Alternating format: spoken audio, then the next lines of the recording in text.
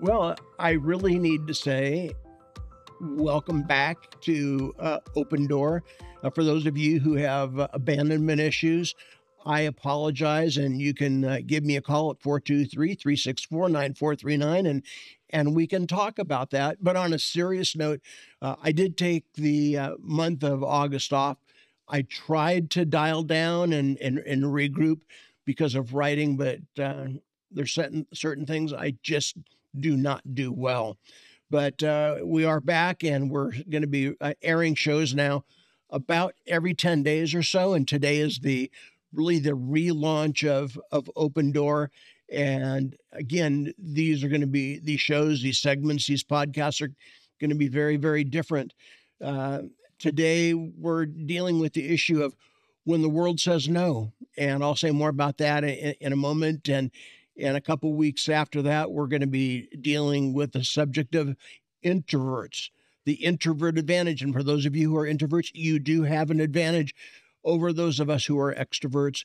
And after that, I think my next show is going to be dealing with a woman in business and what is it like to be a mom, a wife, a businesswoman, and how do you handle all that stuff? So, and let me just give a shameless plug. Resilient is out now, and I'm told that it's getting traction now at Amazon. And in the book, Resilient, there is a short children's story that I wrote, and that is now being turned into a children's book. And I am working with a very gifted watercolor artist, and maybe some of her works will show up here on the screen or maybe next week.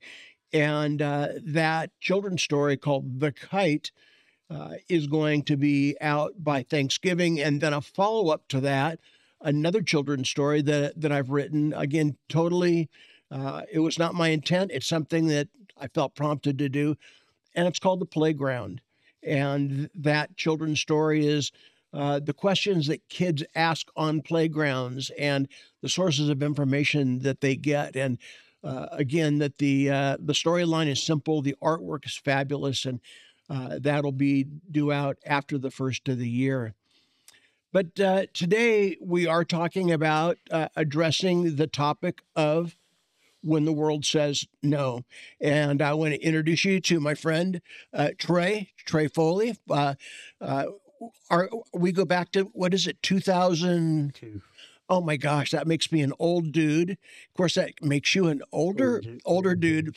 Also, I met Tre as a university freshman. We connected. We just had a Mexican lunch today, which was something that he and I are both fond of.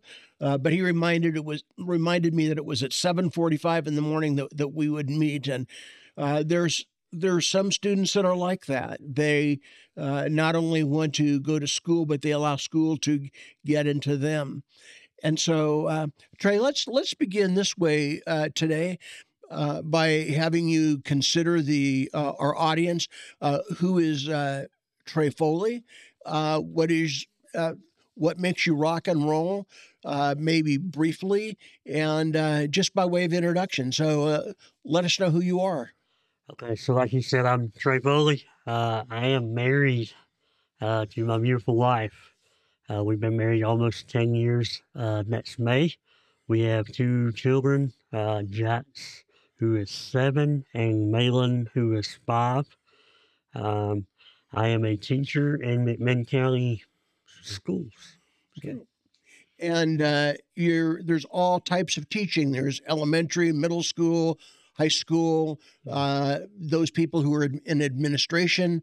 What is your caveat? What is it that you do as a teacher? So I am a consulting teacher for special education, which means that I help classroom teachers with how to accommodate, modify. I also handle all the paperwork for IEPs and stuff like that at the high school. So it is a very interesting job. Yeah. And I bet you not just no 2 days are the same, but any 2 hours are probably not the same either. Yeah, very much so. Yeah. Very much so. So what do you think, when I think about dealing with students with academic challenges, emotional challenges. That's not something that somebody just falls into. I think that there's, not to sound uber spiritual, but there's a calling with that. I would think. Uh, can you let the listeners know what is it that you're in your childhood, your past, that maybe best equipped you and prepared you for this unique role that you're in today? For me, I believe, so when I was born with a double cleft palate, uh, and I had some facial abnormalities that was associated with that. Um, and so for me, being born like that in 1983, which medicine has came a long, long way since then. But when I was born, the doctors kind of told my parents, "Hey, he's not going to make it. If he does make it, it'll be a miracle. But not only that, if he does make it, and I'm gonna put this in air quotes, he'll be deaf, dumb, and stupid." And so, for me, being dealt a hand of physical differences and me having a label put on me that, hey, like he's not like everybody else, um, kind of has put me in a unique situation with my job that I can relate to a piece of paper that says, hey, uh, this student can't do X, Y, and Z. And having been told, hey, my entire life, from kindergarten to 12th grade, uh, you're not like everybody else for whatever reason. And to be able to tell these kids that you are unique, but it's not who you are. So Can you say more about that? You're unique. You were born with some uh, uh, facial or cranial yeah, abnormalities. And over lunch today, you told me the number of surgeries that you've had. yeah, Tell our listeners, what is it like to be a little squirt, a little kid, yeah, and spending almost as much time in a hospital as it was probably even in school? yeah. So I've had 34 surgeries. I had 34 surgeries from roughly, I believe my first one was at 6 months old to close my cleft palate, um, and my lip, and I had my last one at 17, the middle of my senior year. And like you said, I did spend a lot of time in the hospital. I believe that I've spent every holiday Oh my. or close to around every holiday in the hospital. My longest surgery was 12 hours. Mm. And it was very unique in that it was the first time that that procedure had been done at that hospital in the history of the hospital. So it was very unique, and I'm kind of in the record book, I guess, so to speak. Um, but just having that feeling of why do I have to keep having these surgeries? Why, like, why can't I just be normal? Mhm. Why can't I look like everybody else? Mhm. Um, it kind of weighs you down. Yeah. So you and I had talked. We've texted back and forth on how to we prepare for this day on Yeah. when the world says no, and I gave you a laundry list of questions, but now I have one that wasn't on the list. Okay, Are you perfect. are you ready? I'm ready. Oh, okay, good deal, good deal. Um, so it's one thing for a child at whatever age to have disabilities, to have some abnormalities was another word that you used. Hmm. What would you say to the parents who have a child who has these types of issues that they're facing? Because the child is not just facing them, the parents are facing them also. And what do you think that the parents are thinking, and what might you say? I'd like you to imagine that you're talking to a parent, and I'll make it really easy for you. Think about that you're talking with a. Uh, I don't know if this is getting on your video, but he has a great smile. Okay, if anybody could feel self-conscious about a smile, somebody who's had mouth surgery. Of course, my wife would say, we could just sew up yours, Bill, and we'd be fine. Fine. So, but seriously, what you've talked with the parents of children whose teachers are saying, "Can you do something with this kid?" And so, what do you say to the parent whose child has real challenges? So your audience is to the parent. I think really for me, in these situations, I think about what it would be like to tell my parents, my mom, my dad. You know, yes, physically, your child may have differences. Academically, your child learns a little differently than everybody else. But, I always try to start every meeting that I have. Uh, these are the highlights.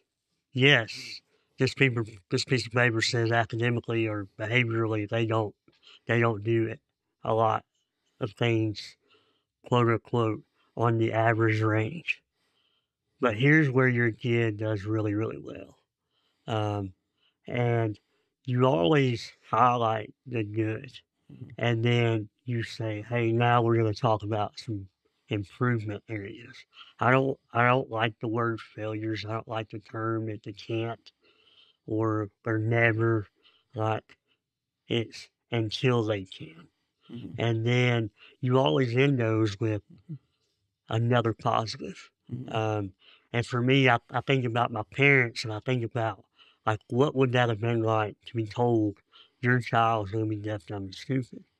And I guess I would encourage the parents to lean on their faith, because one of the things my dad has always told me is he walked out of that room after the doctor told him, and he hit the wall and he said, God, if you're going to take him now. Like, don't let him go through all of these challenges, and then you take him from me down the road. Like, take him now, and it kind of changed my dad's life. At that moment, I think it really changed. My dad knew now it was no longer about him; it was more about me. Um, and so there was a shift for my dad, and even now, my dad did the best he could with like encouragement. But one of the things that my dad always told me is, Trey, you're going to have to work hard. You're going to have to work twice as hard as everyone else because people are going to look at you based on the book cover. And, that kind of is the way the society works is we look at people by the cover and we never know what's inside and we don't know the background, we don't know the trauma, we don't know the experience. And so when I look at these parents, I don't know their background. I don't know what measures they put in place. All I can do is encourage that your child can be normal, your child can be productive. My job is to prepare that your child the best that I can. So when they leave me in 4 years, I know that they have a little more independence, they have a little more knowledge, but more importantly, they know that they have somebody who they can always go to and call and say, Mr. Foley, can you help me? Because you believed in me when nobody else believed in me. And I'll always be a resource. My door's always open, and I know that's kind of ironic, that open door, but I do have an open door policy at school. Like, it doesn't matter what time it is. If you need me, I'm there. And I've had kids who, after they've graduated, have called me at 10 o'clock at night. Mr. Foley, can you help me? I don't know what to do. So So you talked about your dad being really a point of influence. Was there another person outside of the family that was a source of encouragement to you, that you knew that they had an open door, that they could see beyond the challenges, either academically or physically. Uh, what I'm fishing for here is that it really comes under the word advocacy. Yeah. And I just think, particularly in this situation, if a young person, and I just think it goes beyond whether you have challenges or not, advocacy is a really important thing to be successful in life. So, did you have somebody else besides your dad?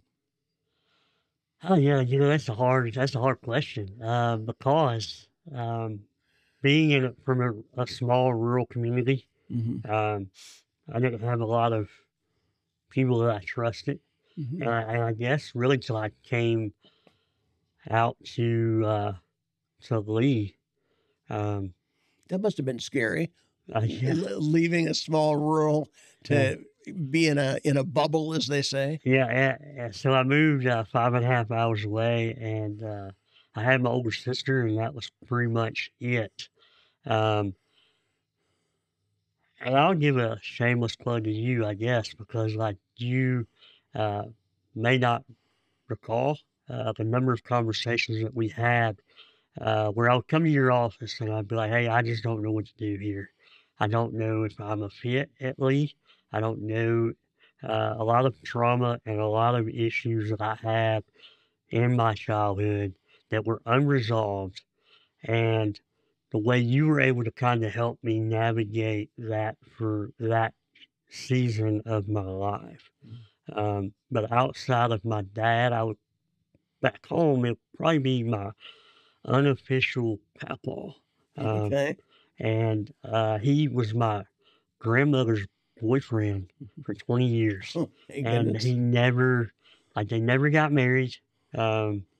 But I was his buckaroo, so to speak. And he wanted me to be able to sustain on my own 2 feet. And Mhm. you use the word advocacy. Um, that's one thing that I try now to kind of teach parents and students.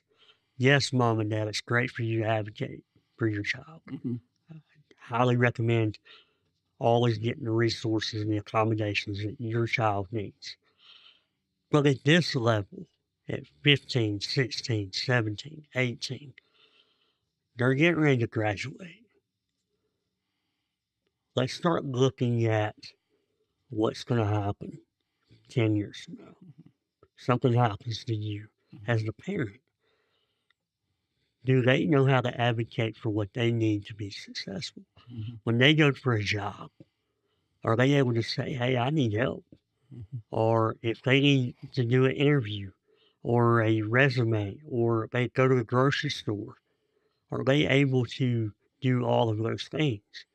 Um, and so, really, advocacy is a big piece. And I don't think just for my line of work, I think for all students.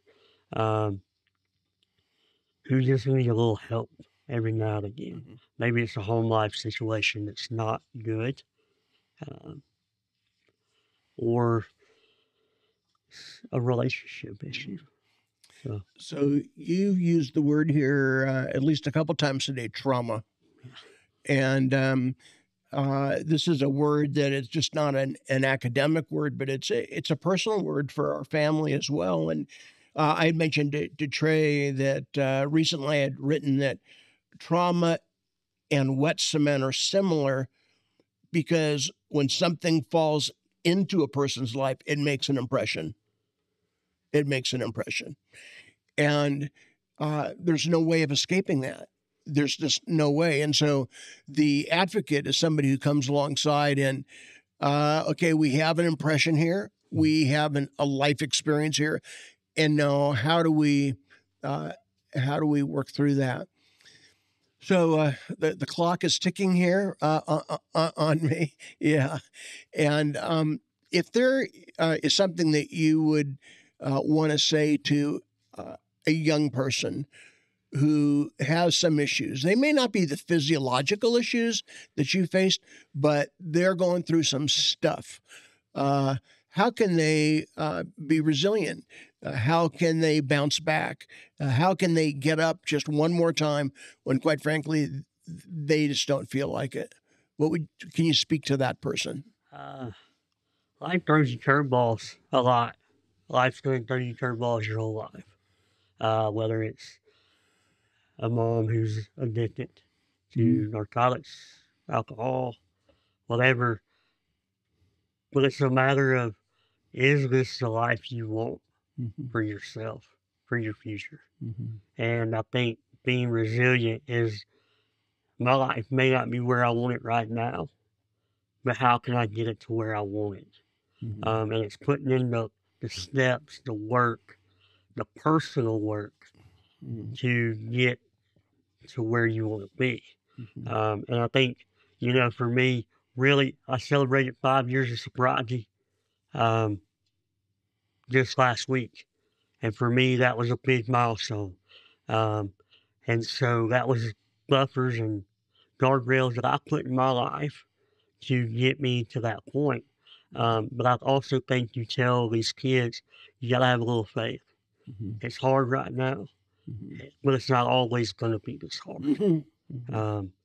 And prayer is a big thing for me personally, but I think it's prayer works. I wouldn't be where I am without those people who were in my corner praying for me. So, yeah. There's a very successful leadership practitioner, and his name is John Maxwell, and he tells a story of speaking to a large audience, and he's at the level now where you pay a couple grand for a weekend. I mean, it's an obscene amount of money, and that's not a dig, but he always opens up the floor for questions, which is a great way to end. And a young man got to the microphone and said, I've just recently gotten my MBA. My business practice is going well, but I want to do what you do. And John Maxwell's comment to that was, you want to do what you see me do, but are you willing to do what I did to get here? That's the price tag. And so I think when we're talking about helping people push through stuff, and quite frankly, there's a lot of excuse making, a lot of whining, a lot of blame shifting. I mean, you've heard and seen it all. How long have you been doing this now? 8 years. 8 years. So you know a few of those scripts. And at some point in time, some of those victims need to be told some hard truth. And but that is a card that we lay down in trying to help somebody push through when the world says no, because that's our theme for today. There's a place for that, but it's not the first place. Well, Tre, thank you for being with me for these few minutes. And I know that this is going to be a help to parents and to those who are dealing with life's challenges. So we'll see you again in a short amount of time. And thank you so much for checking out Open Door. And if you like this, hey, let other people know about it. That's how we continue to keep the ball going. Thank you so much, and God bless.